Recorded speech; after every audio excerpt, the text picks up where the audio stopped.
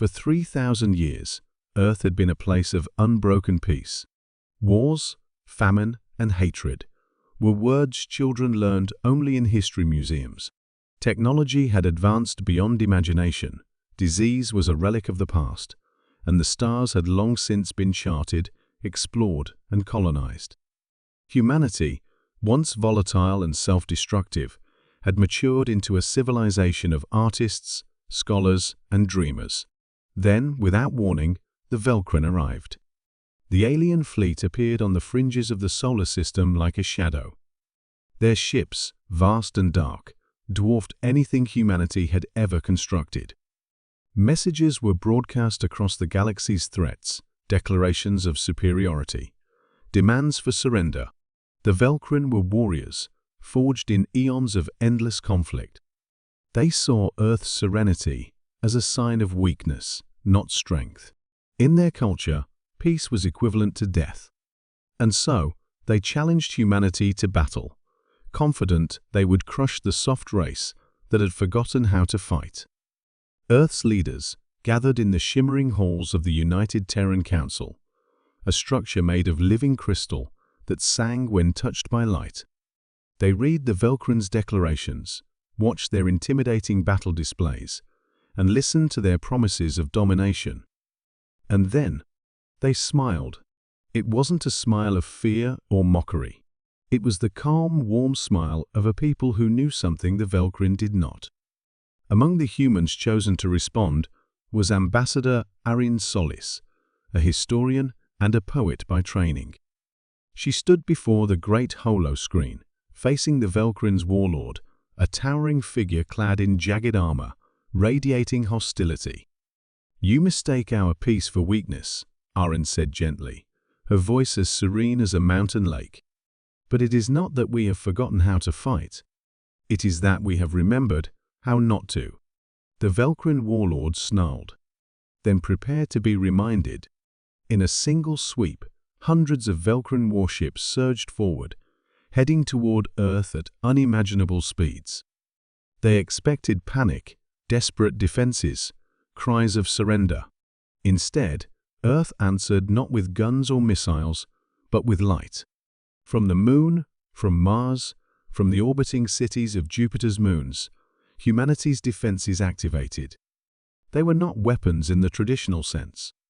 They were fields of energy, harmonized with the very vibrations of space-time.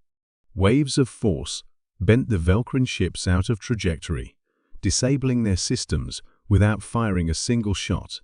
On the surface of Earth, cities opened like blooming flowers, revealing layers of layered, interlocking defenses powered by quantum consciousness. Invisible drones, small as grains of dust, blanketed the atmosphere, rendering conventional attack strategies useless.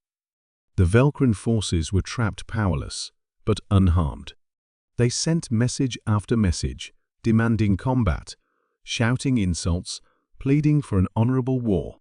Arin responded with a simple line: "Violence is not a measure of strength. It is a failure of imagination." The Velkrin, confused and humiliated, requested a meeting in person. The Terran Council agreed.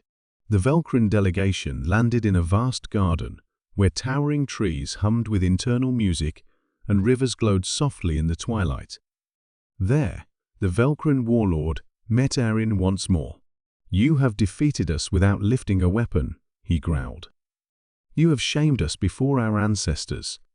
What kind of warriors are you?" Arin smiled again, and it was a smile that carried the weight of 3,000 years. "We are not warriors," she said. "We are creators, builders, dreamers. When we were young, we thought strength was in the sword. But strength, real strength, is the ability to choose not to draw it." The Velkrin warlord fell silent. Around him, his warriors watched in confusion. No enemy had ever treated them without hatred or fear. No enemy had ever won without blood. "We do not wish to conquer you," Arin continued. "We wish to share with you what we have learned." And for the first time in their long, violent history, the Velkrin hesitated. Weeks passed. Dialogues began. The Velkrin, fierce and proud, learned about humanity's arts, their sciences, their history of pain and redemption. They saw how humanity had transcended its past, not by forgetting it, but by confronting it fully and choosing a different path. They listened to symphonies composed with the gravitational pulls of distant stars.